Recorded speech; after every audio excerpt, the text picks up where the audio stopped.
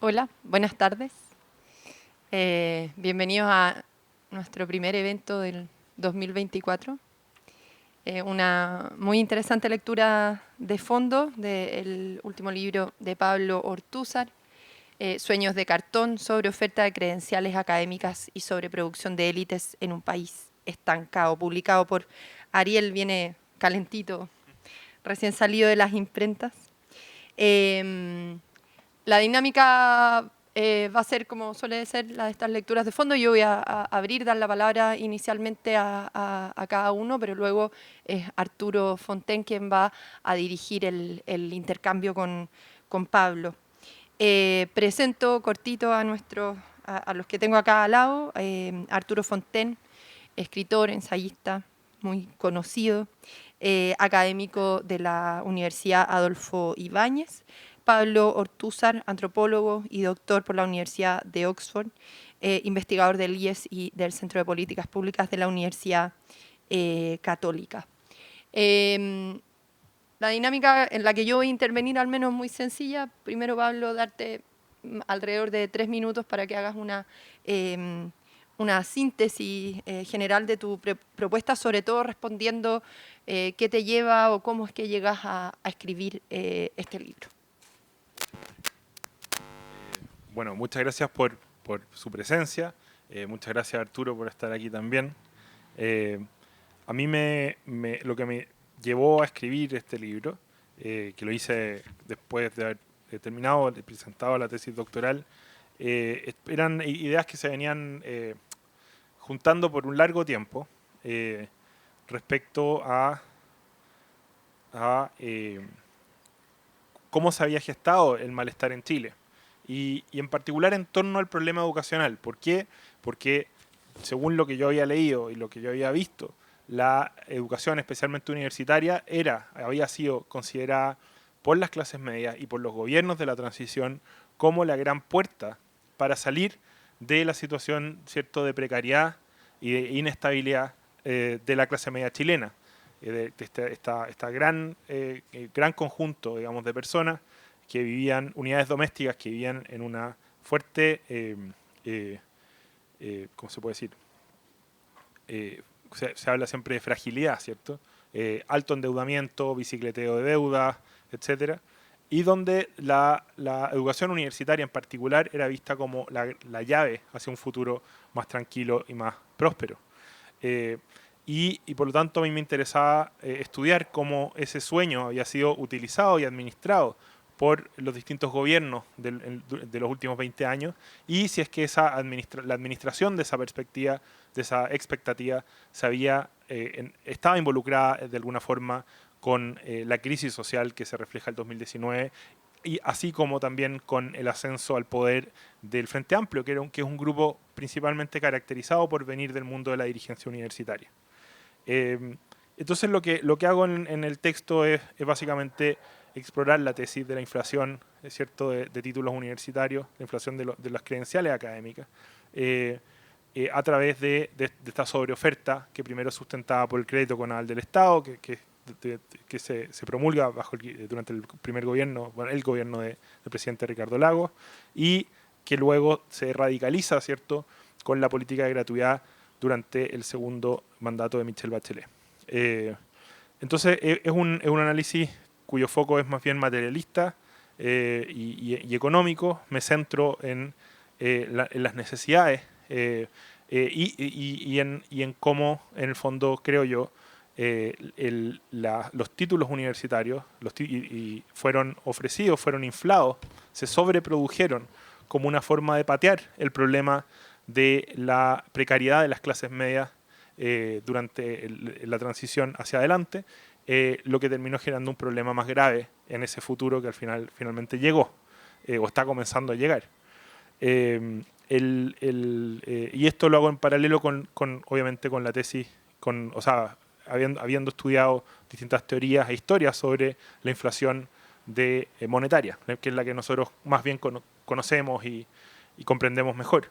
Pero la verdad es que los títulos universitarios y las monedas, la moneda tienen cosas en común. Ambos son títulos de valor que pueden ser impresos a destajo o su impresión a destajo puede ser incentivada por la autoridad con efectos que son análogos en ciertos niveles, ¿cierto? También investigo entre medio el caso de los títulos nobiliarios, que se parecen más a los títulos universitarios justamente porque están segmentados, ¿cierto? Es distinto ser conde que ser duque o que ser príncipe. Pero claramente hay ahí algo. Hay muchas teorías que explicaban la inflación como un mecanismo que tenían los gobiernos, una válvula de escape, dice Hirschman, para aplazar problemas que no se pueden resolver en un determinado momento hacia el futuro, con el dinero. Nosotros logramos controlar la inflación después de muchas décadas de crisis inflacionaria, pero entonces la máquina de imprimir billetes se quitó, digamos, a los políticos, pero la máquina de imprimir títulos universitarios está ahí a mano. Y creo que se le echó mano, efectivamente, durante la transición para no enfrentar directamente el problema que significaba tratar de hacerse cargo de la situación de la clase media, cosa que después termina volviendo en la forma de una crisis social mucho, mucho mayor. Gracias, Pablo, por una muy lograda síntesis. Doy la palabra ahora a Arturo con solo una pregunta muy, muy general para iniciar esto y luego sigues tú, como decía antes. ¿Cuál es tu impresión, tu primera impresión al leer este libro, considerando además que estos son temas también de tu interés? Muchas gracias además por estar acá. Muchas gracias por la invitación. Oye, mira, se publican hoy día muchos libros que uno lee y después que los termina de leer llega a la conclusión de que no debió haberlos leído. Estamos llenos de libros inútiles. Pero este sí vale la pena leerlo. Aquí sí hay un foco, hay una tesis, hay números bien impactantes, tampoco demasiados, pero los que hay son bien impactantes. Hay un cierto marco conceptual y bueno, yo tiendo a concordar con el diagnóstico fundamental que está detrás del libro y tal vez eso me sesga un poco en favor, digamos, pero el libro además está muy bien escrito y tiene con cierta frecuencia algunas afirmaciones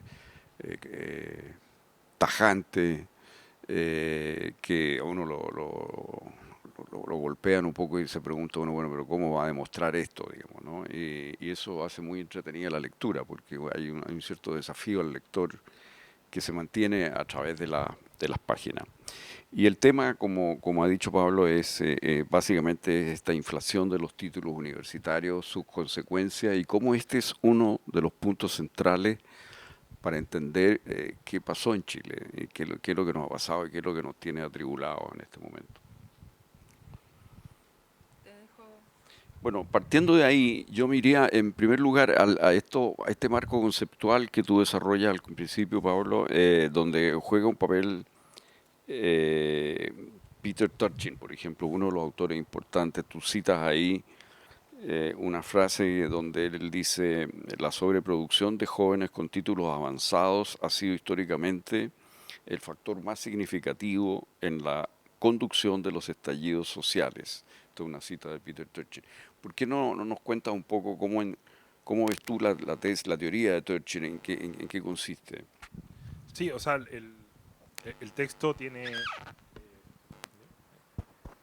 El texto tiene mucho del libro de Turchin que acaba de ser traducido y publicado. O sea, acaba de llegar a la librería, que se llama, no sé cómo se llama, como Tiempos Finales o Final de Juego, pero en inglés se llama End Times.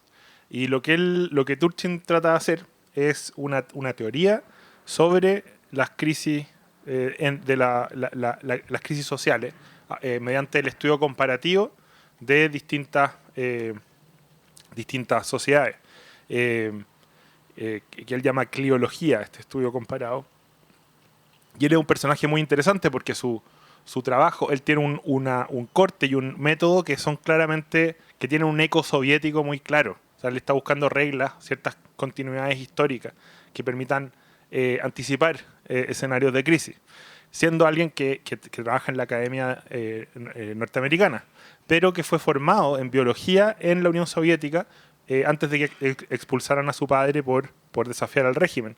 Entonces es muy interesante porque viene de una tradición intelectual que claramente no es norteamericana, a pesar de que tiene cosas que podrían verse en Huntington y en gente así. Pero es muy, muy interesante, muy provocador también. Y yo tomo buena parte de su teoría y la trato de expandir para abordar más en específico este problema de las credenciales, que él lo pasa por encima, digamos. Porque me llamaron la atención sus afirmaciones. Y también entró el problema de la inflación económica como una forma de enmiseración, o de cómo generar... Él dice, hay dos factores que generan revoluciones y guerras civiles. La inmiseración masiva, o sea, que haya una miseria masiva en el contexto, en la sociedad, y por otro lado, que la sensación de miseria, que es algo distinto, digamos, a no tener suficiente comida. Obviamente no tener comida genera sensación de miseria, pero los estándares son más altos que eso. Y por otro lado, la sobreproducción de élite, o sea, que haya un conflicto arriba, en la cabeza de la sociedad, por apropiarse de la mayor cantidad de recursos posible y disputarse las posiciones de poder y autoridad. Dice, esa combinación necesariamente conduce, digamos, a la crisis.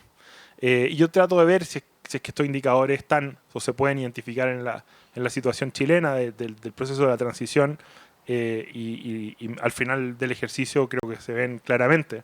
Pero es muy interesante expandir el problema de la inflación como una forma de apropiación también de recursos, como una forma de enmiseración de los grupos de las clases trabajadoras. Y las conclusiones, bueno, igual que él, mis conclusiones son bastante socialdemócratas porque justamente me parece más honesto, a pesar de que es más difícil, tratar de hacer políticas redistributivas respecto a las clases medias que sean concretas, o sea, que efectivamente redistribuyan riqueza, como yo comparo durante el gobierno de Ricardo Lagos el CAE con el auge.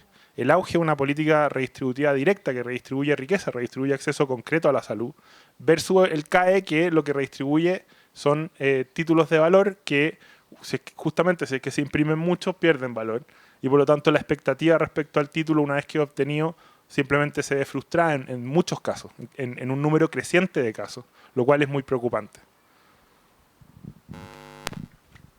Ahora, una de las cosas que tú ahí planteas a partir de Turchin es que en el fondo los grandes conflictos sociales se producen por una lucha interelites, digamos, ¿no? Pues son dos élites que de alguna manera invocan o comprometen a la masa que no forma parte de esa élite en esa lucha, pero no es una lucha contra la élite, sino que es una lucha siempre interélite. ¿Por qué no desarrolla un poco ese punto? Porque me parece que es bien clave para la situación actual. Eso es bien brutal, porque en el fondo Turchin, viniendo de una tradición más bien soviética, y siendo, o sea, yo creo que él es heredero metodológicamente de buena parte del marxismo, digamos.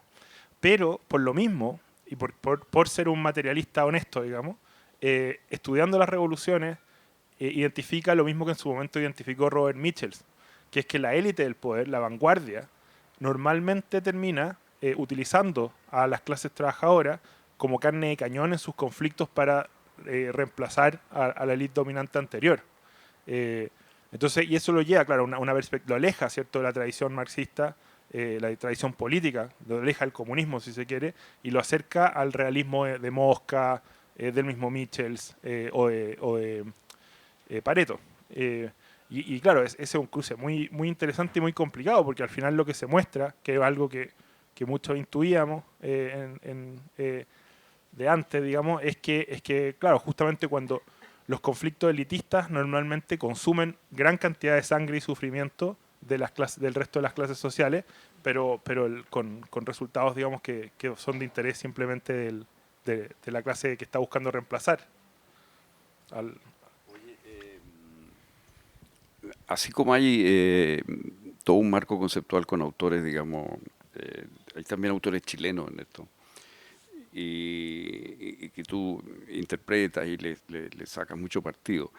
Entre ellos está la interpretación de la crisis del año 70-73, que hace Carlos Cousiño. Y esto es relevante un poco porque para mucha gente la revuelta del 2019 fue de alguna manera un rescate o mucha gente vio en eso una cierta posibilidad de que se reabriera, por así decir, el proceso que quedó cerrado el año 73.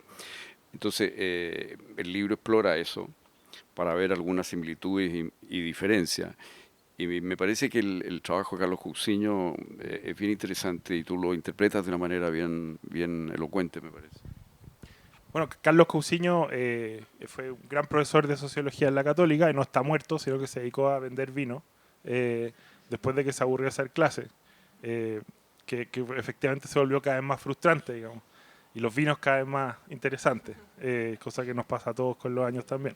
Eh, y el trabajo que él hizo es un trabajo muy interesante, inspirado en Huntington, que tiene que usa una metodología extrañamente parecida, digamos, muy demográfica, para explicar grandes procesos y como sociales. Y su texto, que analiza la crisis de los años 70 en Chile, que termina en el golpe de Estado, es uno particular. A mí me pareció, desde que estudiaba antropología, particularmente lúcido, porque iba justamente a investigar las variables demográficas que terminaban conduciendo a esta crisis. Es decir, porque la crisis de los 70 a nosotros siempre nos la explicaban o nos da la impresión de que era un combate principalmente ideológico entre élites con ideas distintas sobre los destinos del desarrollo del país, y en el cual el trasfondo era, claro, como gente pobre que levantaba el puño o qué sé yo, pero sin mayor protagonismo y ni nada. Era una lucha de ideas, básicamente.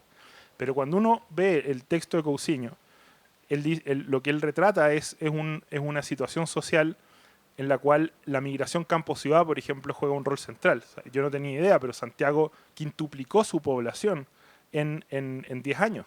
Entonces, en 20 años, perdón, en 20 años quintuplica su población y la gente que va llegando a la ciudad se amontona en las llamadas poblaciones callampa, con pisos de tierra, sin acceso a ningún servicio básico y con una constitución, la del 25, que aseguraba el acceso a esos servicios, pero un Estado que no podía proveerlo. Entonces eso va generando una masa precarizada en situaciones muy marginales, muy brutal, y un Estado que no logra hacerse cargo de eso. De hecho, todas las políticas de Frei Montalva, por ejemplo, y las de la Alianza para el Progreso, para disminuir la natalidad en el campo, tenían que ver con esto. Lo mismo la reforma agraria. La reforma agraria en buena medida es para detener la migración del campo a la ciudad, para que los campesinos se queden en el campo y, digamos, se mantengan ahí las familias campesinas, cosa que tampoco detiene la migración. Entonces, eso de alguna forma desideologiza la mirada de esa época y permite ver cómo la crisis se va incubando hasta que se vuelve, digamos, insostenible. Pero y esa mirada distante, ¿cierto?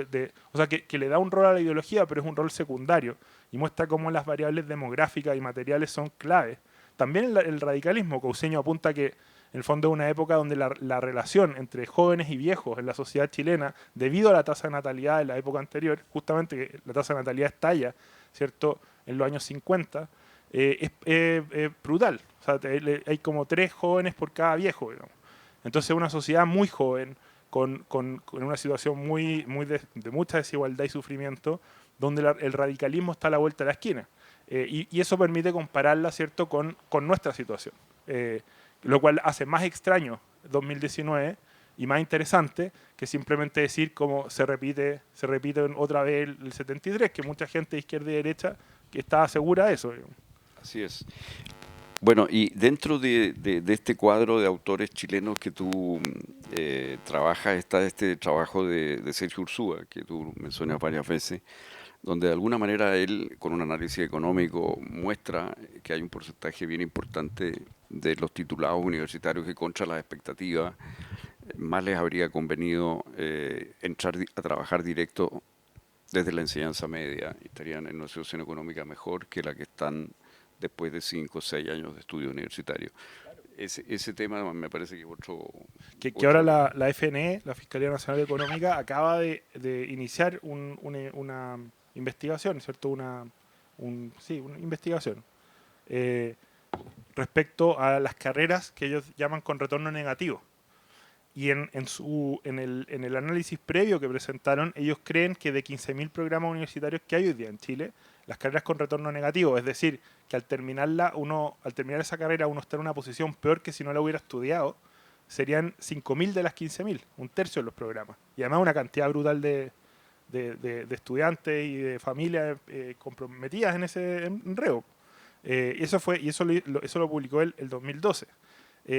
Después, este libro, el que es del 2018, que después se comió un poco la pandemia, digamos, que es del profesor Fontaine con Sergio Ursúa mismo, analiza muy en detalle esa estadística y la crisis, y además hace propuestas concretas que van en buena medida en el camino de salir del pantano. Pero, bueno, claramente no... claro, no fue muy considerado con lo que vino después, ni por el gobierno actual, que está celebrando, digamos, que la PAES, por los resultados que tiene, permite que más personas queden en condición de postular. Además que ahora ya casi todos ustedes, si postularon a la universidad, se postulaba con 5 opciones. Ahora son 20. El sistema hoy día trata de asegurarse de que quedes en algún programa de todas maneras. Y eso, dependiendo del nivel socioeconómico, se financia con gratuidad o con CAE. Entonces, el volumen de estudiantes que están ingresando, que el sistema va digamos, empujando hacia la universidad, es cada vez mayor, y es la única manera, además, de que un sistema universitario basado en la gratuidad se sostenga. Porque la gratuidad opera con un arancel de diferencia que es relativamente bajo, y por lo tanto las universidades que quieren mantenerse teniendo muchos alumnos con gratuidad, lo que tienen que hacer es apostar por el volumen y por el flujo. La gratuidad financia 5 años de educación superior y con un tope bajo. Por lo tanto, yo no puedo hacer una educación universitaria que sea intensiva en el estudiante, sino que tiene que ser masiva, y todos tienen que pasar, porque en el fondo tienen financiamiento de 5 años, entonces los tengo que pasar rapidito, y que nadie repruebe. Entonces, el modelo que está construido es un modelo que banaliza la educación superior tal como estaba analizado hoy día la educación secundaria y tal como se analizó la educación primaria. Que hoy día el título de cuarto medio no vale nada porque no representa nada. Porque todo el mundo sale de cuarto medio y casi nadie repite, porque la forma en que está estructurado el sistema educacional es que ojalá nadie repita y todos pasen rápido por ahí nomás. Ya no refleja nada, digamos. Es un título vacío. Oye, tú en la página 67, me parece, planteas un poco tu tesis y usas una expresión bien fuerte. Hablas tú del modelo de negocios del Frente Amplio. Y posteriormente, claro, en la página 120 tú dices que este modelo de negocio en realidad no fue diseñado así desde el principio por ellos mismos, pero en definitiva es el modelo de negocio que está operando. ¿Por qué no planteas eso, que es uno de los puntos más controvertidos del libro, más punzantes? Sí, yo ahí me aferro eso es lo que más le gustó a la tercera cuando me entrevistaron, que salió con un filo terrible. Pero en el fondo la hipótesis es más moderada de lo que se podía ver ahí. Lo que yo creo es que generalmente los grupos de poder económico o político tienden a buscar la reproducción de las condiciones de sus condiciones de existencia, simplemente. O sea, si yo logro y eso, bueno, y en realidad todos los grupos, si por ejemplo los lubistas que rompían las máquinas, que los reemplazaban, lo que estaban tratando era de evitar un cambio tecnológico que finalmente que los iba a volver a ellos redundantes, como dicen, y mantener sus trabajos. Entonces, si nos vamos, cada organismo vivo intenta reproducir sus condiciones de reproducción. Eso. Entonces yo decía, bueno, el Frente Amplio es en los hechos un grupo que viene de la universidad. Ellos saltan de la universidad a la política adulta muy, muy rápido. Sí, Boric, Jackson y Vallejo son actores del 2011 y el 2014 están en el Congreso, 3 años después. Entonces obviamente yo no estoy negando que en el proceso de las luchas, de la dirigencia, etcétera, haya idealismo, compromiso, mucha gente de muy buen nivel, honesta, todo eso. Yo no niego eso en ningún caso, digamos. De hecho, me consta en buena medida. Pero una vez que una unidad política se estabiliza, lo que busca es cómo reproducir las condiciones para mantenerse ahí. Y en esto, creo yo, resulta muy importante para ellos, y es paradójico, que es el estudiantado enojado, el estudiantado frustrado, el que los va impulsando principalmente, el que es su nicho.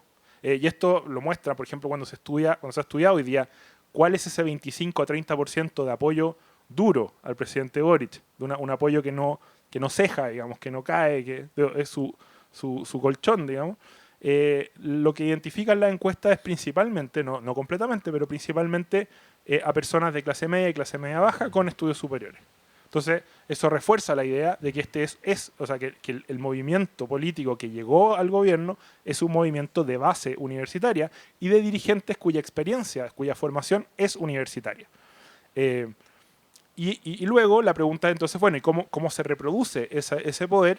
Bueno, de distintas maneras. Uno es prometiendo que van a terminar con la deuda universitaria, prometiendo ampliar la gratuidad y condonar el CAE, que son promesas que van al nicho universitario directamente, con costos enormes. El perdonazo, digamos, la condonación de la deuda del CAE son 120.000 millones de dólares, que para hacerse una idea, más o menos, porque no son sin paridad de dólares, pero no están tan lejos en el tiempo, la reconstrucción del terremoto del 2010 son 85.000 millones de dólares. Y eso genera trabajo, obviamente, la reconstrucción. Esto otro no es como tirar agua al mar. Y obviamente darle prioridad, tal nivel de prioridad al perdón del CAE, ya muestra, digamos, te da una idea de a qué grupos se le quiere dar prioridad también por parte de la autoridad política, dónde tienen los votos, en el fondo. Y creo también que el hecho de que ellos sean acríticos respecto a este aumento de la matrícula que va generando cada vez más frustración a nivel de los estudiantes, puede reflejar una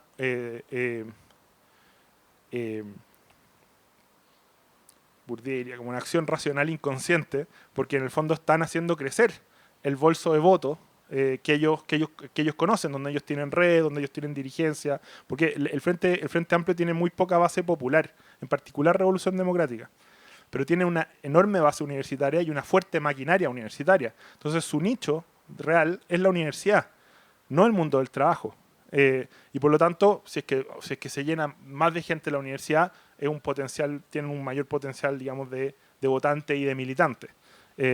Y esa es la tesis, que convertía a diario, se convertía en una cuestión súper dura y polémica, pero yo creo que no es para nada tan extraña y podría explicar, por ejemplo, la contradicción extraña que hay en que el mismo gobierno te diga que hay que condonar el CAE, porque muchas de las personas que están, lo cual es cierto, que muchas de las personas que están endeudadas con el CAE no tienen retornos, en el fondo su título no está generando los retornos suficientes para hacerse cargo de esa deuda, y al mismo tiempo celebren que la matrícula universitaria aumenta y aumenta, a pesar de que saben que muchas de esas personas se van a encontrar mañana en la misma situación, solo que con no con deuda, pero con un título que no tiene un valor relevante en el mercado, pero financiado por los impuestos de todos los chilenos. Sí, fíjate que en apoyo de esa misma tesis hay una declaración que hizo hace un tiempo, varios años, Carlos Ruiz, uno de los intelectuales vinculados al Frente Amplio, donde dijo que el agente revolucionario, en la tradición marxista se discute mucho siempre cuál es el agente revolucionario, era el proletariado, Marcuse planteó que era el estudiantado. Bueno, Carlos Ruiz hace su aporte y dice que en Chile el agente revolucionario es el joven profesional. El joven profesional. Eso claro, respalda un poco tu posición. Y otra cosa que respalda tu posición es que en pleno periodo de la revuelta o estallido del año 2019, los estudiantes de Sociología de la Chile hicieron unas encuestas en Plaza Italia, en la zona cero, digamos, a gente que iba todo el tiempo, digamos, o sea, los habituales. Y en esa encuesta, que se hace con una metodología especial porque los encuestadores se distribuyen en el espacio y entrevistan a la persona que tienen adelante, atrás, a la izquierda y a la derecha, digamos, para poder... entonces marcan dónde cada uno se sitúa, en fin, es una tecnología de encuestas para justamente este tipo de situaciones donde la gente está en una plaza, por ejemplo, una manifestación, qué sé yo, que es distinto que una encuesta a la gente que está en su casa. Bueno, esta encuesta dio como resultado que el 42% de los manifestantes habituales tenía título universitario completo y sobre ellos un 10,4% tenía posgrado completo. Agrégale a eso los que estaban estudiando, los que eran estudiantes. Y las comunas son las que ustedes se imaginan, Ñuñoa, San Miguel, Providencia, esas eran las comunas principales. Las comunas marginales, digamos, tipo La Pintana o Pudahuel o Cerro Navia, eran grupos pequeñísimos. Por supuesto, después la protesta se amplió y hubo manifestaciones en todas partes y se incorporaron delincuentes y narcos, y en fin, bueno, barras bravas y todo lo que ustedes quieran, pero da la impresión, por lo menos hay bastante base para pensar de que la punta de lanza era justamente este grupo de profesionales frustrados con el sistema, digamos, a quienes de alguna manera el sistema, como tú dices, les falló, o sea, Sí. no les cumplió la promesa. Que a mí es uno de las deudas que tiene este libro es que como lo escribí en el Reino Unido, no tenía acceso a mucha bibliografía relevante. O sea, me faltaron libros que son muy importantes del debate nacional y que espero poder incorporar eventualmente en otra edición. Y uno de ellos, y un punto clave aquí, porque yo menciono a Fernando Atria, pero el tema de Ruiz, mirando en retrospectiva, es muy importante. Porque Carlos Ruiz, en el fondo, él es una generación joven del MIR, que se divide en dos, en el contexto de la toma de Peñalolén, y donde los grupos de acción popular deciden, que era otra facción, cuando el MIR se fragmenta a comienzos de los 90, deciden dedicarse a la lucha popular poblacional, mantener esa estrategia. Y Ruiz y otras personas, su hermano entre ellos, dicen que no, que en el fondo el sujeto popular no va a ser justamente, ya no va a ser la punta de lanza de la rebelión contra el neoliberalismo, porque el neoliberalismo ha penetrado demasiado profundamente en las clases trabajadoras. Y por lo tanto hay que moverse a buscar otro sujeto, y ellos apuestan, ponen fichas en distintos lugares. En un tiempo la Zurda, que fue esta facción, se estuvo metido con pescadores artesanales, pero se decantan finalmente por los estudiantes universitarios, que era el contexto además donde Ruiz ejerce el resto de su carrera como profesor. Y por lo tanto Carlos Ruiz es un intelectual muy relevante, muy importante, porque ve esta estrategia en buena medida se construye a partir de su diagnóstico y de su visión sobre dónde podía estar la grieta del modelo neoliberal. Con mucha razón, además, en esa apuesta. Y luego, claro, Fernando Atria entrega una justificación ideológica de por qué, cosa que era muy rara, por qué era justo, por qué habría sido justo, porque no lo era, darle prioridad a la educación superior en el financiamiento, en el ámbito del financiamiento público, en contra de darle prioridad a otras necesidades que eran mucho más masivas, porque una medida regresiva era más justa que medidas no regresivas desde el punto de vista de la expansión de los derechos sociales y todo su cuento. Entonces, es la combinación de estos dos pensadores, yo creo, la que configura la estrategia del Frente Amplio. Y por eso es una vergüenza que Carlos Ruiz, por el caso de violencia doméstica en que se ve involucrado, después apareció la gente del Frente Amplio diciendo que no lo conocían o que nunca había sido parte del Frente Amplio.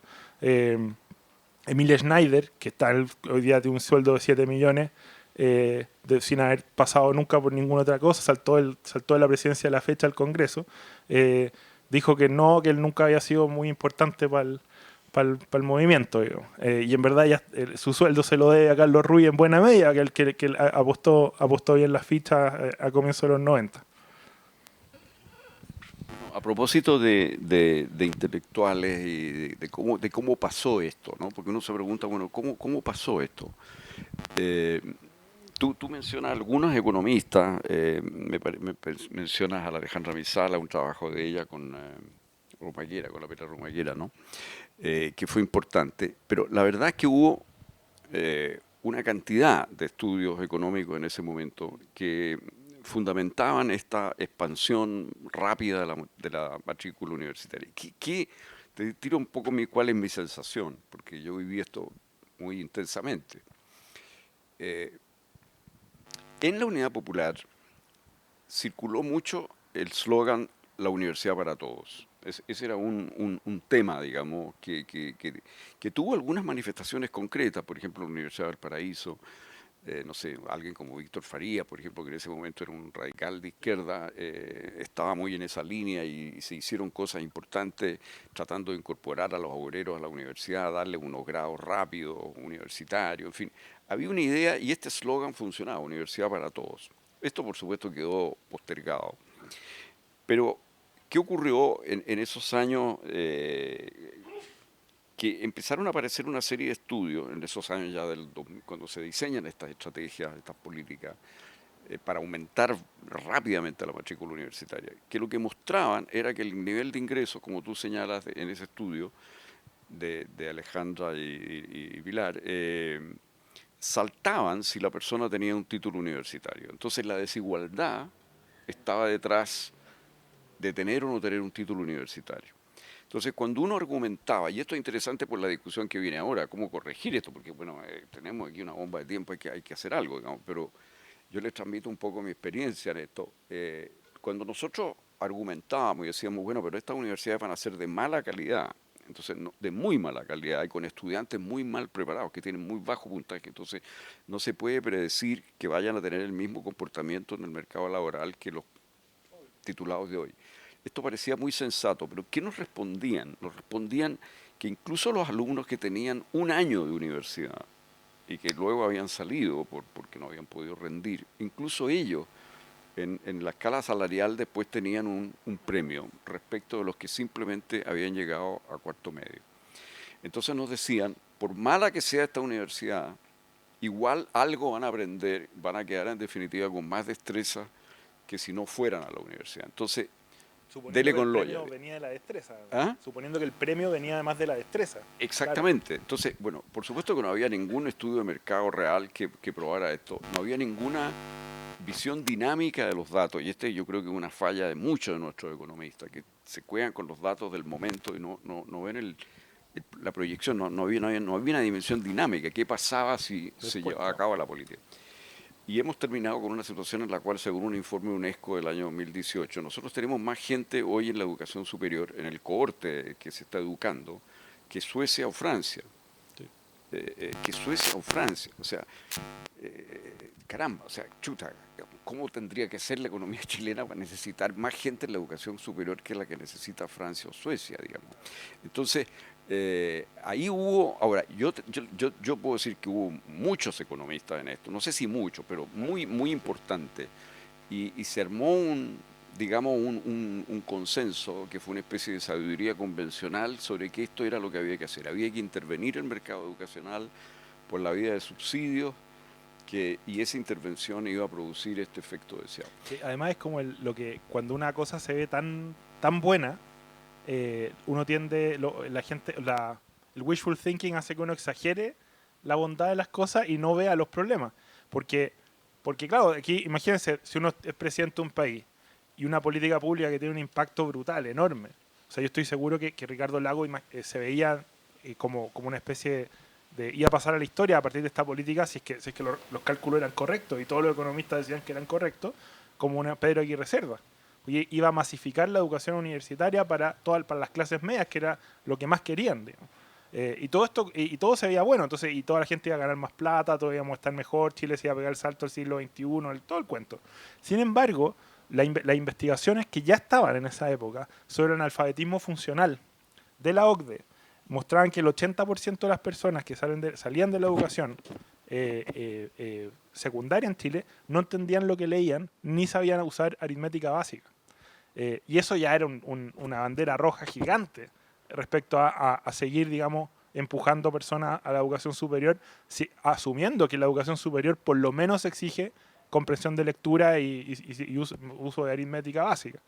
Pero eso no fue escuchado. Y lo otro es la naturaleza de la inflación de los títulos, que también entretenía. Esta discusión la tuve hace poco con alguien que trabajaba en la oficina de certificados, ¿cómo se llama? certificación de la calidad. Entonces me decía, la agencia de certificación de la calidad. Todavía tiene premio, se supone hoy día, estudiar en la universidad. Entonces me decía, pero es que todavía el premio es muy alto. Si es que uno no estudia, le da mucho peor que si estudia. Pero eso también, y eso es cierto, pero también es efecto de la propia inflación de títulos. Porque lo que comienza a pasar es que para ejercer profesiones o funciones que históricamente no requerían título, una vez que el mercado de títulos está colapsado, las personas con título comienzan a postular a cargos que históricamente no era necesario un título para acceder a ellos. El típico ejemplo que se pone es cajero de banco, pero hay miles más. Por ejemplo, hoy día hay mucho ingeniero comercial que postula, al cargo de cajero de banco. Y obviamente desplaza a la persona que tiene cuarto medio. Pero cualquier persona con cuarto medio que entienda lo que lea y que sepa sumar y restar podría ser cajero de banco. Y lo era, históricamente. Entonces, aquí hay un problema porque la inflación de los títulos tiene este efecto. Que al final efectivamente hace que el título cada vez tenga más premio, pero el premio es cada vez más, es peor. Y eso no te lo dicen. Porque en el fondo la persona sale de la universidad y comienza a acceder, ahora comienza a requerir un título para acceder a puestos para los que históricamente no era necesario el título. Y eso es un triunfo de la educación, parece todo lo contrario. Y además hay mucha frustración detrás de eso. Y sin embargo, eso no se incorpora hoy día mismo, en evaluar cuánta gente más puede aguantar, digamos, el sistema universitario. Entonces, para siempre van a poder decir, todavía hay retorno. Obvio, cuando en el fondo se necesita un título universitario para cualquier cosa, siempre va a haber retorno, porque vaya a estar dejando fuera a la gente que no los tiene, que es uno de los problemas que genera este tipo de masificación de los títulos.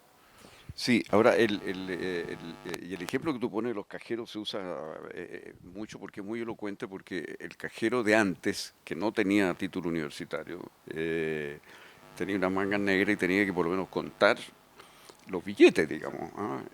Hoy día te lo hace una maquinita, o sea, hoy día está totalmente robotizado ese trabajo, pero esa persona tiene 5, 6, 7 años de estudio universitario, que son una pérdida total desde el punto de vista de su propio ingreso, digamos, es mucho tiempo. Y esa persona en esos años pudo haber adquirido un oficio más interesante, digamos. Bueno, y eso juega con estos estudios que ha hecho también Sergio Ursúa, en que ha mostrado cómo los ingresos de quienes tienen, digamos, 45 para arriba, cuando eran jóvenes, o sea, cuando tenían entre 25 y 35, subían del orden del 5% real por año. Y cómo eso se trancó, llevamos 10 años con el PIB per cápita estancado, entonces la juventud tiene un ingreso estable, fijo, de los 25 a los 35, que no se ha movido prácticamente. Entonces el Chile que vivieron quienes tienen menos de 45 años, que viven quienes tienen menos de 45, y los mayores, es totalmente distinto. Y eso se refleja mucho en la cosa de la votación y tiene mucho que ver con esto. Y obviamente la frustración es mayor, porque, claro, si tu papá era instalador eléctrico y no había estudiado nada, pero había aprendido un oficio ahí mirando a alguien, y gana 3 veces lo que ganas tú, que estudiaste, no sé, que tienes un magíster en sociología en la Universidad de Chile, digamos, claro que la frustración es muy grande, digamos, porque esa persona entró a la universidad en la idea de que eso le solucionaba de alguna manera la vida. Yo muchas veces, yo me acuerdo una vez conversé yo hago clase también en filosofía en la Chile, que es un lugar interesante por muchas razones, y una vez un alumno le dije, mira, Cristian, le dije yo, tú me decepcionaste en el trabajo final porque tú has sido un alumno brillante y yo esperaba de ti algo muy superior, porque había sacado buenas notas parciales. Y en general los alumnos hoy día, sobre todo en filosofía, detestan el espíritu calculador, capitalista, salvo cuando se trata de sus notas y de sus promedios, digamos. Obviamente, como había sacado 2.7, entonces ya tenía el curso aprobado y probablemente estaba dedicando tiempo a otro ramo, lo cual es un cálculo racional perfectamente lógico, pero exactamente igual que el que hace el mundo de la finanza, digamos. Entonces, bueno, pero le dije esto, mira, me decepcionaste un poco, qué sé yo. Entonces me dijo, bueno, pero dentro de todo me fue bien, qué sé yo. Sí, le dije, pero esto es una carrera muy difícil, hay muy pocas plazas. Y es muy, muy difícil conseguirse una beca, es muy difícil después conseguir trabajo. O sea, esto es una cosa que no basta el talento, tú necesitas mucho esfuerzo para poder hacerte... Entonces el tipo me interrumpe y me dice, señor, me dice, yo soy el único de mis primos en la universidad y he llegado a la Universidad de Chile, yo tengo mi vida arreglada. ¿Te fijas? Esa es la idea con que ese joven está ahí. Y obviamente, bueno, no tiene la vida arreglada. Digamos, o sea. A mí conocí una historia parecida en que eran dos hermanos, que uno había estudiado una carrera técnica vinculada a la minería y se había ido a trabajar al norte. Y el otro hermano era el hermano favorito que había llegado derecho a una universidad, digamos, más o menos tradicional. Y la familia había puesto todas las fichas del hermano abogado, que era como... porque todavía, y ahí tenemos el peso de la noche, digamos, el peso del Chile estamental, todavía está transferido a los títulos profesionales. Porque además fueron esas las carreras con las que la oligarquía validó su posición social antes. Abogado, médico, agrónomo en algún minuto, etc. Pues tienen arquitectos, tienen prestigio. En cambio, claro, estudiar una carrera técnica, irse a trabajar a las minas sonaba como casi que irse con una picota y con un saquito. Pero al poco tiempo el hermano abogado esta historia me la contaba un amigo que vende moneda en el Persa, el Biobío. Entonces me decía, pues yo los conozco toda la vida, etcétera, y los papás, el otro gallo ni lo pescaban, hasta que empieza a llegar unos autos que parece que se había dedicado al narcotráfico. Y cachan que, claro, que le estaba yendo muy bien al hermano que vivía en el norte. Y el otro gallo había terminado metido en las protestas justamente del 2019 tirando piedra en la calle, me dice. Y era el que todo el mundo estaba esperando que en el fondo, y él mismo con una frustración y una vergüenza enorme, obviamente, porque nunca había logrado ingresos mayores y tenía una gran deuda en la espalda. Bueno, ya que estamos haciendo un paréntesis de anécdota, ya volvemos a la cosa seria. Hace como un año me subo a un taxi y era de esos taxistas habladores. Y como yo no quería hablar de mí, entonces le pregunté por él rápidamente porque me di cuenta que el tipo necesitaba hablar. Y le pregunté, ¿usted tiene cuántos hijos tiene? Le dije, entonces me dijo, tengo 3, así como son, 2 hombres y una mujer. Los 2 hombres inteligentes y la mujer es una tonta. Dije, interesante. Entonces, ¿cómo así? Le digo, entonces me dice, sí, el inteligente mayor entró a Derecho justamente y se recibió y es profesional, trabaja como abogado. El segundo, que también es inteligente, es ingeniero comercial y trabaja en un banco, creo. Y la tonta no pudo entrar a nada, porque como era tonta no podía entrar a nada. Entonces la tonta estudió peluquería, pero como era tontona, tampoco podía cortar el pelo a la señora o qué sé yo, no iba a servir para eso. Y entonces puso una peluquería para perros en la Florida. Hoy día tiene 30 personas que trabajan para ella. Y los 2 inteligentes a duras penas pueden pagar el auto, las cuotas del auto que están pagando. Me decían, bueno. Oye, bueno, pero lo extraño es que, y esto pensando en el futuro, es la dificultad de persuadir.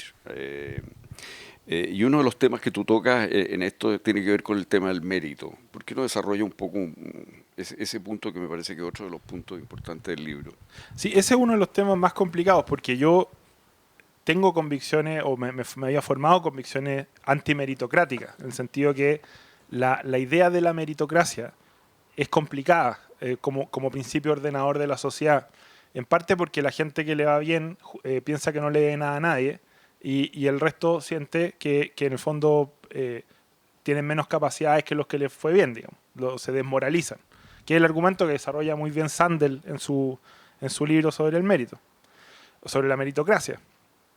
Pero, como en todo en la vida, es bueno explorar las alternativas. En el fondo, yo creo que una sociedad no tiene, y de hecho yo por eso vuelvo a que la tesis central del libro igual es socialdemócrata, en el sentido de que se requiere buscar vías para asegurar, digamos, seguridades vitales o bienes vitales para las clases medias que no pasen necesariamente por la competencia y la universidad, en el fondo. Pero pero el mérito, sin duda que es muy importante. La idea de mérito entendía como el desarrollo de las capacidades al mayor rendimiento posible. O sea, la posibilidad de desarrollar las capacidades lo más lejos y con la mayor disciplina que se pueda es algo muy importante para organizar las sociedades y para que las personas vivan vidas que ellos sienten que son dueños de esas vidas y responsables de su destino.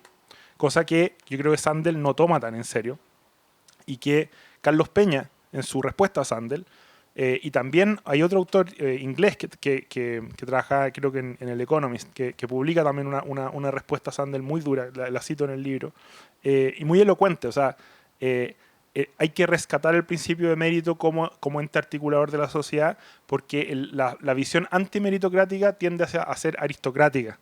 Y la visión aristocrática de la sociedad, suena raro, porque uno puede decir, el mérito se refiere a los mejores, pero la visión aristocrática lo que dice es que en el fondo el mérito no existe y solamente hay gente que tiene la capacidad de distinguir lo que es justo de lo que es injusto, de lo que es bueno y lo que es malo. Y esa capacidad es como medio mágica y está, extrañamente, los poderosos suelen reclamarla para sí, digamos. Y ese tipo de orden tiende a ser mucho más injusto, a pesar de que es más estable también, es más seguro, pero es mucho más injusto que el orden donde el mérito existe y la posibilidad, por lo tanto, de subir o bajar es parte de la vida. Y a mí me da la impresión de que el Frente Amplio se ha ido moviendo, lamentablemente, en la nueva izquierda, a posiciones casi abiertamente aristocráticas ya. De hecho, ahora cuando porque ellos siempre, de hecho, la imagen que tienen de sí mismos, Giorgio Jackson cuando dice, nosotros tenemos estándares morales superiores.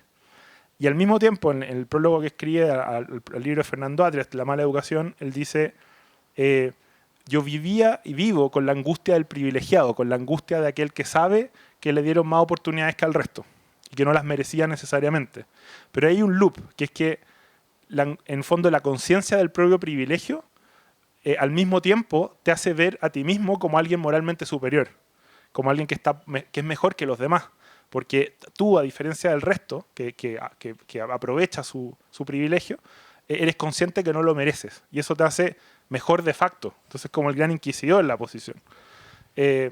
Y te pone en una posición donde tú crees que estás en la capacidad de juzgar sobre el bien y el mal, lo bueno y lo malo, lo justo y lo injusto por el resto.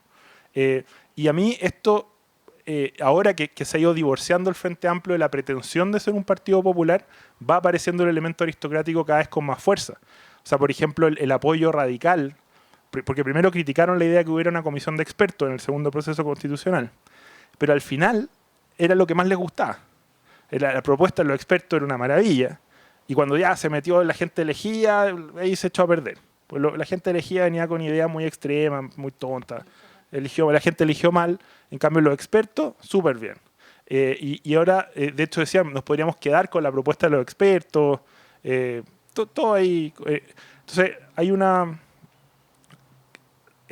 hace muy patente el hecho de que y en Sandel también está, porque él es un profesor universitario de Harvard, ¿no? Sí. Entonces, claro, estar criticando la meritocracia sentado en Harvard también tiene su qué.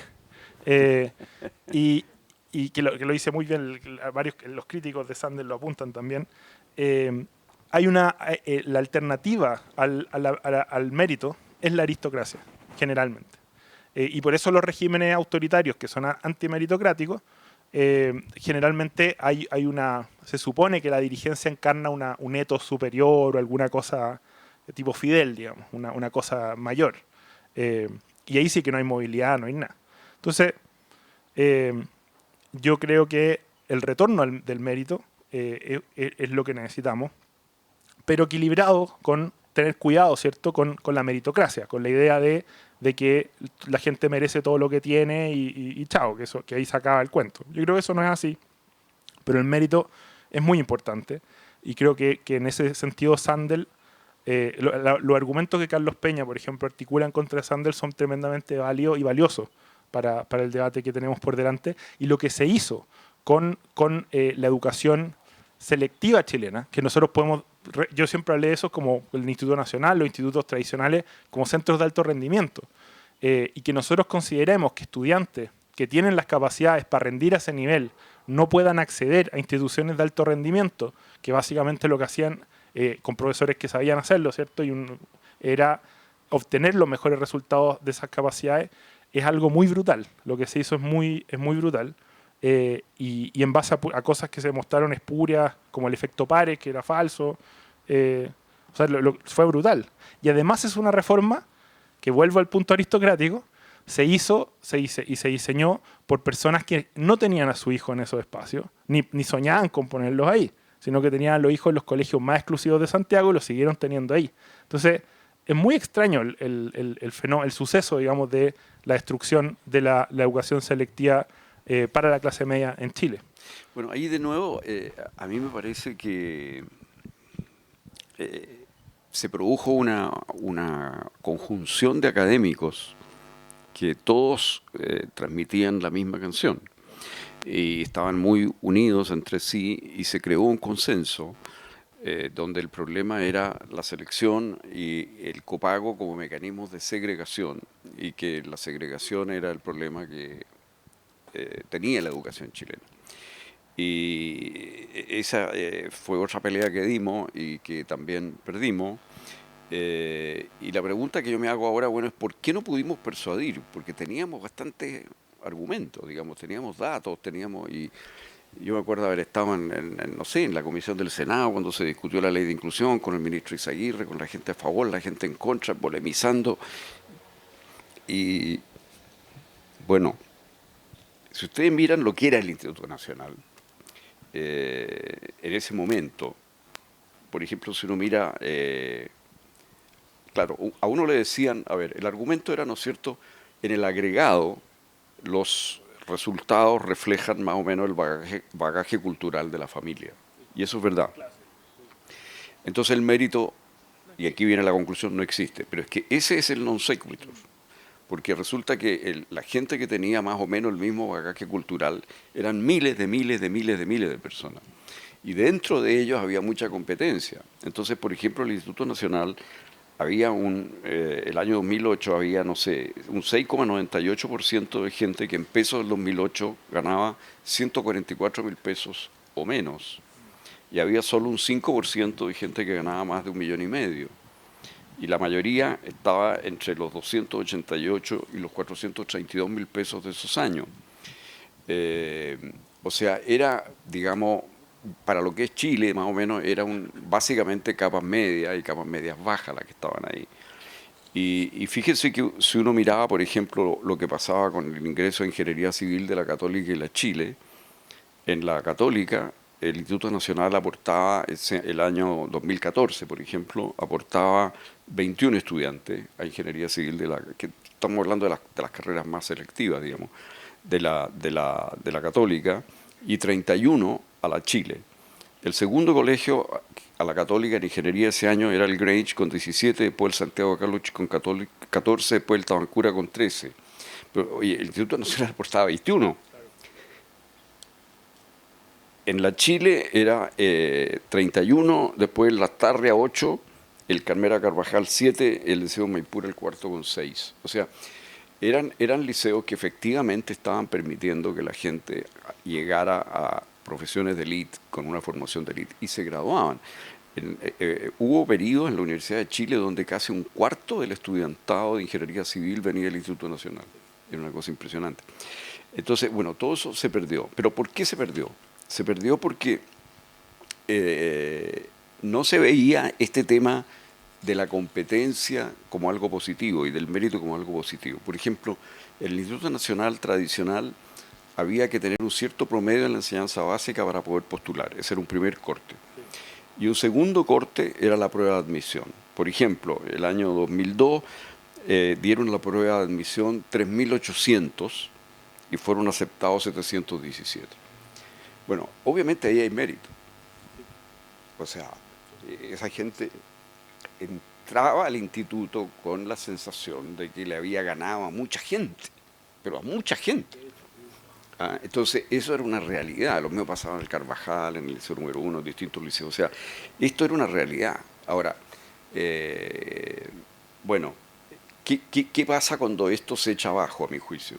Y ¿por qué aparecen los overoles blancos? Mi tesis no es difícil es difícil comprobarla, pero esa es mi tesis porque yo lo vi, la crisis del profesor, ¿no? El profesor que se sentía parte de la solución de Chile y que de repente vienen y le dicen, usted es el problema, señor. O irrelevante a lo más. Es irrelevante. Vamos a terminar las elecciones, este colegio se va a acabar, este colegio no va a ser lo que fue, ustedes son un resultado en fin. Porque la tesis es que el profesor es totalmente irrelevante. Porque en el fondo aquí la tesis era, esto es pura casa, puro capital social, Claro, cultural, fanfic. y por lo tanto el profesor no aporta nada. Los profesores no son mejores, solo reproducen lo que hay. No tienen casi ninguna relevancia en el proceso educacional. Esa era la tesis en el Claro, momento. exactamente. Y por eso Entonces, no se invirtió pero nada en el profesorado. Entonces, la crisis que se le produce a ese profesor de identidad, de destino, de misión, ¿te fijas? Y a los estudiantes que estaban ahí, que se sentían, chuta, algo, y llega, no sé, pues Jorge Mansi y les dice, esto vale callampa. Claro. Y llega después, H dice lo mismo, y Milei más o menos, no, en fin, son muchos Sí. los académicos que estaban en esto. O sea, y uno de los más influyentes de la ley fue el Agua. Mario Weissblut, Atria. Ellos como en un nivel más general, pero académicamente el Agua fue muy influyente. Un americano que estuvo acá, que después se fue, pero que fue muy influyente en la ley misma. ¿Ah? Fue muy influyente en la ley misma.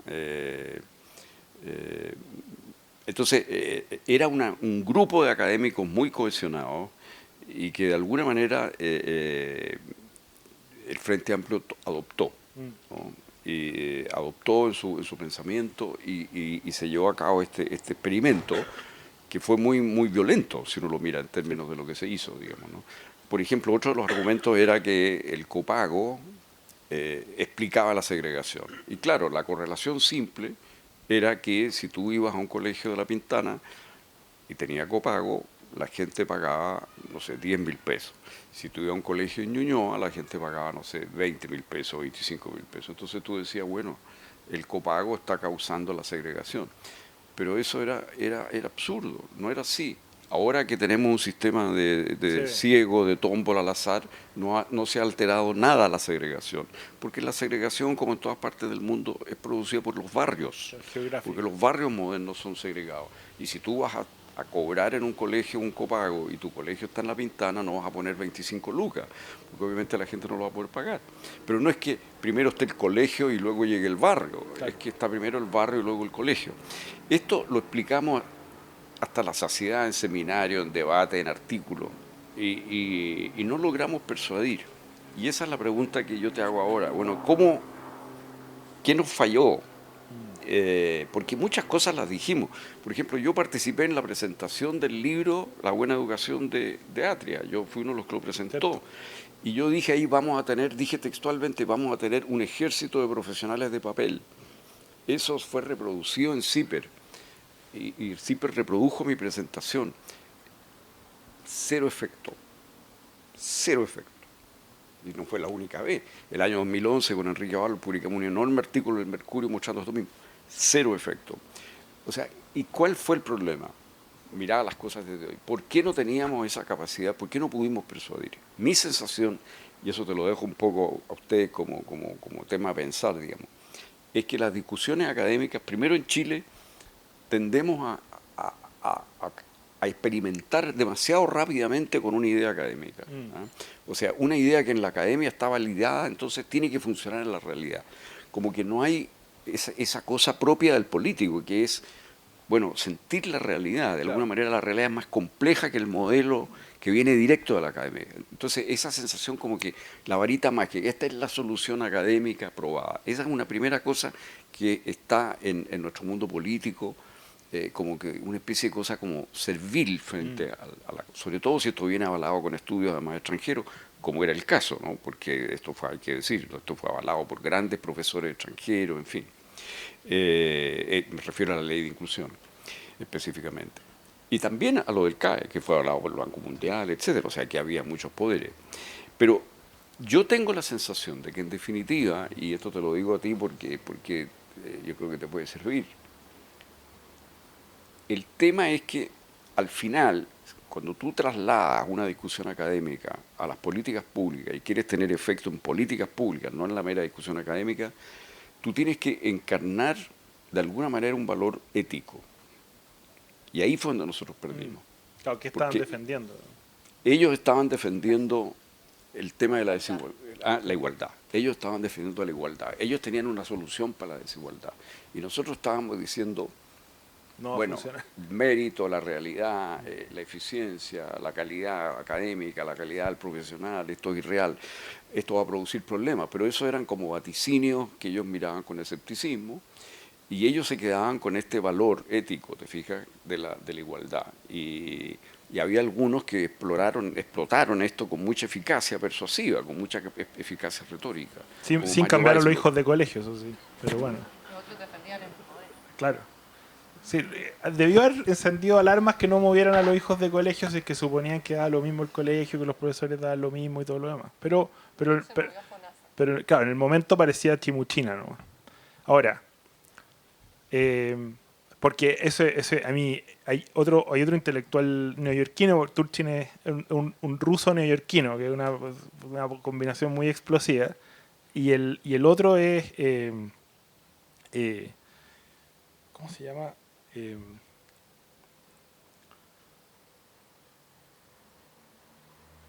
Se me fue el nombre, pero tiene un libro que se llama Skin in the Game, que es básicamente, que creo que se tradujo como arriesgar la piel.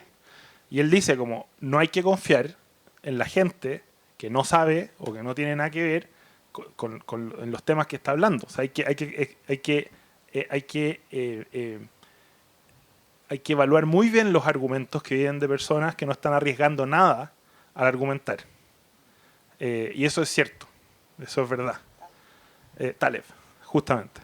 Entonces, y él incluso son muy bombásticos para escribir, de definiciones muy duras, pero es un punto importante, porque justamente uno dice, ¿y usted qué arriesga con esto, señor? Yo me acuerdo una vez, Mario Weisbrot, que ahora ya se dio vuelta, digamos, están en otro lado, pero yo una vez me tocó discutir y él decía, no, bueno, yo estudié en un liceo y mis compañeros eran pobres y todo fue muy sufrido, pero era muy bueno el Chile, el liceo público, con números, pero yo veía que no decía cuál era, y tampoco el año. Entonces yo le pregunté, ¿y qué año estudió y dónde estudió?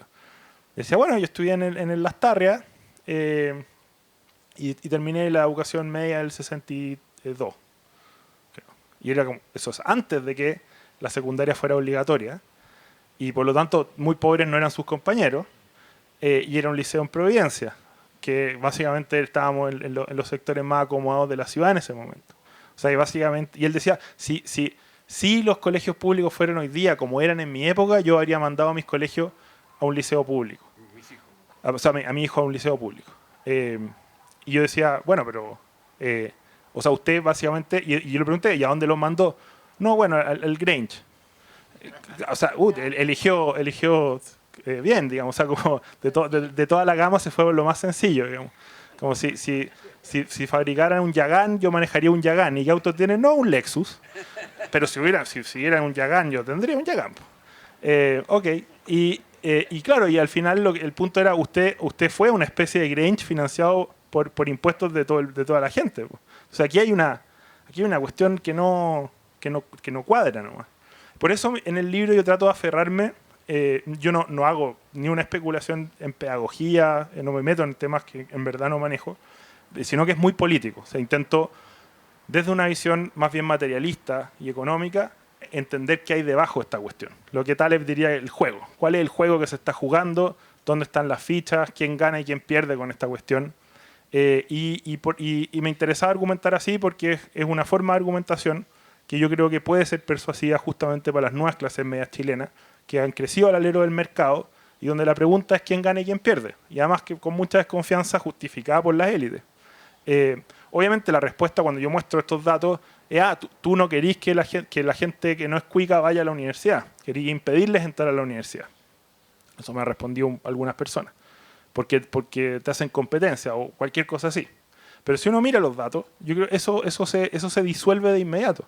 Yo al revés, yo quiero que, a mí me interesa una sociedad más democrática, pero para que haya una sociedad más democrática, lo que tiene que haber es una democratización del acceso a la calidad de educación. O sea, que más gente entienda lo que lee y maneje aritmética básica y por lo tanto tenga la capacidad de acceder y ejecutar funciones más complejas y acceda a mejores trabajos, etcétera, etcétera, etcétera. Pero si es por regalar títulos que después no valen nada en el mercado, eso no es una sociedad más democrática y no va a tener ningún efecto, va a empobrecer al país simplemente y va a frustrar a muchas personas. Así que, no, a mí o sea, la idea es poder hablar de educación y además y esto es un problema que con los filósofos especialmente tengo, porque es verdad que el problema de la perspectiva que elegí para hablar deja la idea de la educación integral, del arete, lejos, muy lejos. Esto es, hablemos de plata, los títulos son para ganar plata, se convierten en el mercado en posiciones de poder y autoridad, y queda lejos la idea de la formación del alma y todo lo demás.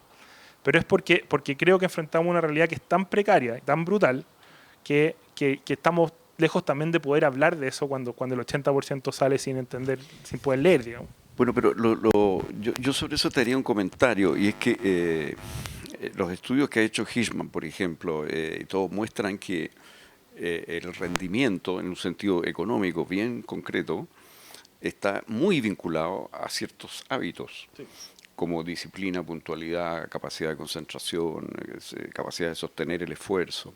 Entonces, las virtudes, pensando en la arete, no están tan lejos, no están tan lejos y también son requeridas, o sea que se puede buscar algo integral. Ahora, yo te haría otro par de comentarios en torno a esto, que son dos temas que me inquietan mucho a mí desde hace muchos años. Uno es que el sistema educacional depende de los profesores, y no vamos a tener nunca en Chile profesores de calidad si los seguimos pagando como lo estamos pagando. O sea, hay que pensar de que nosotros teníamos un cuerpo de profesores que hasta hace 5 años más o menos tenía el mismo nivel de ingresos reales que lo que tenía el profesorado del año 1970. O sea, el profesorado chileno no vivió la modernización de Chile. El profesorado chileno siguió con los niveles de ingresos de los años 70, mientras veían ellos a su alrededor que en otras profesiones, en otras actividades, la gente prosperaba, ellos no prosperaban. O sea, tenemos un cuerpo académico que ha sido muy maltratado por Chile.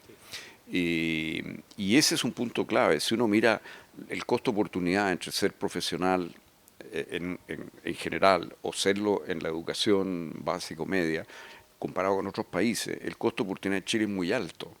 O sea, es muy mal negocio, digamos, es muy mala inversión. Antes no era tanto, porque justamente las carreras eran muy selectivas y si tú no lograbas entrar, o si te iba mal en ingeniería civil, te ibas a ser profesor de matemáticas. Hoy día no, pues hoy día tú eres ingeniero civil con la prueba de PAES rendida y te recibe de ingeniero civil, pues, claro, en alguna universidad, pero te recibe. Pero hay un montón de universidades que exigen prueba rendida y que luego te gradúan. Porque si no te gradúan, como tú explicabas, te pierdes la gratuidad y la universidad pierde ese ingreso.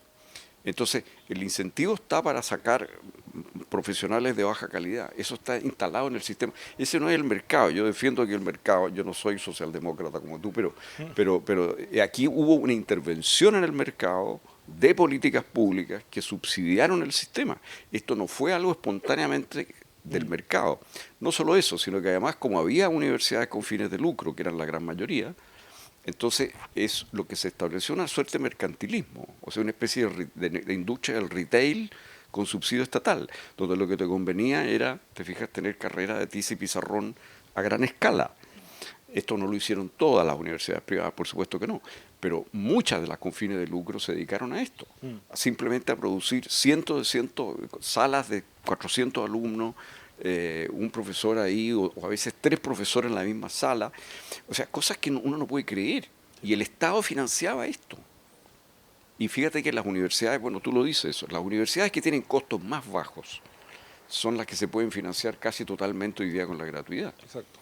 Entonces, esas universidades ganaron absolutamente, porque antes tenían un riesgo, que justamente como tenían un porcentaje muy alto de personas vulnerables, tenían que tener un aparato de cobranza que muchas veces no lograba recuperar la plata, había morosidad. Claro, sí. Hoy día esa morosidad se terminó, porque es un cheque del Estado que les cubre el año completo. Sí. Entonces son universidades que tienen una situación financiera muy, muy envidiable. Y hay otro negocio montado en paralelo que también es absurdo, porque cuando se empezó a decir, que hay universidades malas, y se fija el estándar de lo que es una buena universidad, es una cosa, tienen que tener investigación. toda buena universidad investiga. Entonces, eso a nosotros, los doctorandos de Becas Chile, a su vez, otra máquina de producir gente así con títulos random, nos abre un campo perfecto, porque van y viene una universidad que es académicamente pésima, con muy malos alumnos, que cobra poco y que los pasa y tenéis que pasar a todos los alumnos, y te dice, necesitamos investigadores. Y si los títulos son lindos, mejor todavía.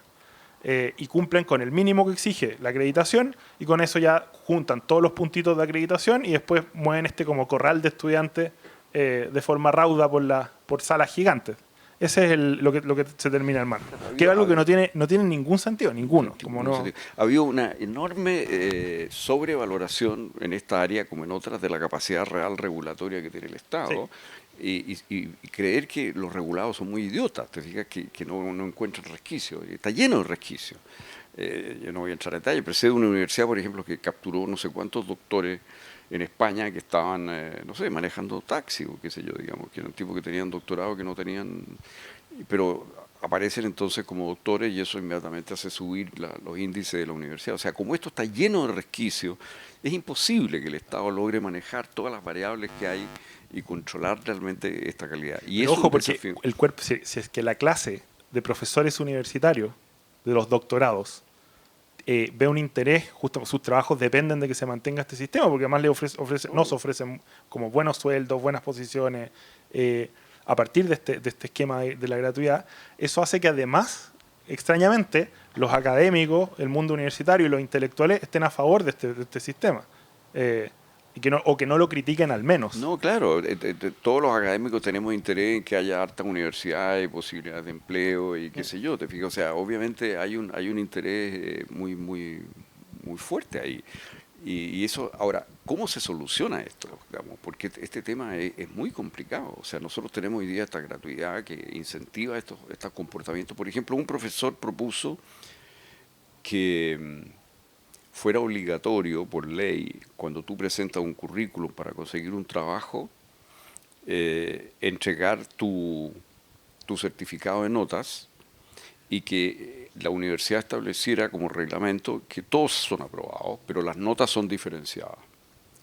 O sea, de esa manera tú lograbas cumplir con la gratuidad, porque todos se gradúan, pero lograbas hacer una diferenciación entre alumnos de mejor y peor calidad, y el empleador podía decir, bueno, este alumno se graduó con un promedio 5, el otro se graduó con un promedio 4, todos se graduaron, pero hay una diferencia entre ellos y tengo posibilidad de hacerla, porque hoy día la presión que hay en las universidades es real, para no sacar mal a la gente. Las universidades que tienen gran cantidad de alumnos, la gratuidad están en eso, ¿te fijas? Entonces, bueno, pero ¿cómo salimos de esto, Pablo? No, yo ahí tengo, sí, igual que Turchin, que su libro termina diciendo, según la ciencia histórica que he desarrollado, la probabilidad de que esto termine en una guerra civil o como una hecatombe nuclear está como alrededor del 80-85%, y en ese margen pequeño e improbable podríamos encontrar algo hacia donde movernos. Después de la descripción que yo hago en el libro, tampoco encuentro mucha esperanza. Además que no es un área porque es un análisis político y económico, yo no, en el fondo, muchas de las propuestas son brutales nomás, o no tienen sentido de realidad política, las que se pueden sacar de la ecuación del análisis. Sí pensaba, por ejemplo, y lo digo ahí, que si es que vamos a asumir ya como costo hundido que la universidad se banalice, por lo menos podrían reducirse las carreras que no requieren realmente los 3 años o los 5 años a 3 años, lo cual disminuiría la carga fiscal en el gasto en educación, a pesar de que fue un gasto inútil igual, pero disminuye esa carga, porque aquí hay algo muy importante, que es que la ilusión universitaria se rompa. Eso es necesario, o sea, que las clases medias efectivamente abandonen la ilusión de la universidad como el único mecanismo de movilidad social, y que colapse, por lo tanto, el sistema a nivel de las postulaciones y de la legitimación pública, porque todavía la ilusión existe. Entonces, pero se está empezando a romper. O sea, el último informe del COES dice que muchos jóvenes consideran que la educación universitaria no hace una diferencia al momento de la posición social, sino que uno simplemente queda en la misma clase que los padres. Lo cual empieza, claro, lo que se empieza a ver ahí es como, sí, esto no está generando las diferencias, el grado de diferencia que se supone que debería generar. Y las otras propuestas, bueno, yo ahí por eso traje este otro libro. Yo creo aquí sí hay muchas propuestas en educación con patines. Y a mí me parecen todas pertinentes y razonables y se orientan en buena medida en arreglar muchos de los problemas que hemos discutido acá. A mí me parece obvio que hay que invertir en educación primaria y secundaria como prioridad de país, digamos. Y que mientras no arreglemos eso y mientras no construyamos un profesorado que se sienta digno, que sea una carrera, porque además el profesorado fue víctima de la primera masificación que fue la educación secundaria, porque justamente durante el gobierno de Frei Montalva, para poder masificar la educación secundaria, de alguna forma se banaliza la carrera pedagógica, que históricamente era una carrera muy exigente, el profesor es normalista, todo eso es un mundo muy, muy duro, muy exigente y de altísimo prestigio. Pero para masificar la educación secundaria se opta por masificar también las carreras de pedagogía y con sueldos muy bajos, digamos, y sacar profesores que no necesariamente eran de buena calidad, lo cual destruyó el prestigio que tenía esa carrera. Nosotros necesitamos rehabilitarlo y en parte para eso es el sueldo, pero también el prestigio social de la carrera, que no siempre va con el sueldo, como muestran estos ejemplos de la minería versus el derecho. Y eso yo creo que, claro, que toma tiempo. O sea, las principales barreras aquí son convicciones ideacionales, son ideas, más que datos, y los datos están. Y también me parece importante tener la discusión sobre, yo no soy un socialdemócrata de tradición intelectual ni nada, pero sí me parece importante hacernos bien la pregunta de, ok, vamos a decir que la universidad no va a ser el principal, no vamos a poner todas las fichas en la universidad. Si usted quiere vivir una vida tranquila, digna, etcétera, va a haber otros caminos. Pero ¿cómo se construyen esos otros caminos? ¿Cómo se validan, digamos, esas otras formas del sustento y de progreso material y cultural? Bueno, eso también hay que verlo, y yo creo que el Estado puede tener un rol efectivamente relevante en eso, pero también un Estado moderno, capaz, democrático, eficiente, y no un Estado que sea, que yo lo pongo como un mecanismo de enmiseración, ahí discutiendo con Turchin también, porque Turchin dice el Estado, él vuelve como él dice ese 15% de no caer en la guerra civil, él pone mucha esperanza que el Estado, a través de la redistribución, logre evitar ese escenario. Pero la pregunta también es qué Estado, porque un Estado que es botín, simplemente, un Estado que no es capaz de producir servicios sociales de calidad, sino que va cortando no solo la cola, sino que la cola, las piernas, los brazos, o sea, y la cabeza, es un Estado que no claramente no va a conducir, es solamente otro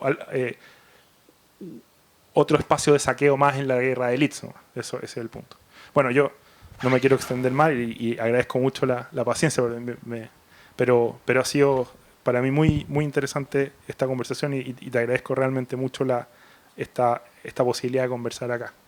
No, estamos agradecidos contigo con este libro. Yo quisiera terminar diciendo, bueno, yo tengo cierta esperanza en la posibilidad de que parte de los subsidios que van hoy día a la educación universitaria de baja calidad vayan a la educación técnica. Pero en fin, cómo presentar eso, cómo hacer de eso algo posible, es una gran tarea.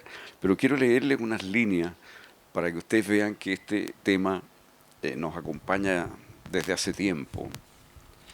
Mientras apenas se notan en el extranjero rastros de las antiguas preocupaciones contra las profesiones o artes no liberales o serviles, como en otro tiempo se decía, en el chileno, sin excepción de clases, se mantienen vivas y arraigadas, alejando a centenares de miles de personas de la industria y del comercio, para arrojarlas a las antesalas de palacio, en solicitud de empleos, o a las aulas universitarias en demanda de diplomas y títulos literarios o científicos.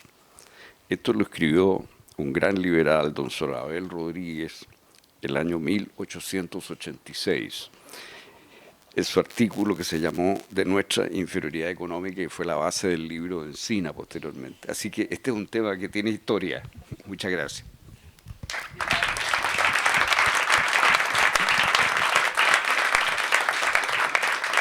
Solo se complejiza más todo.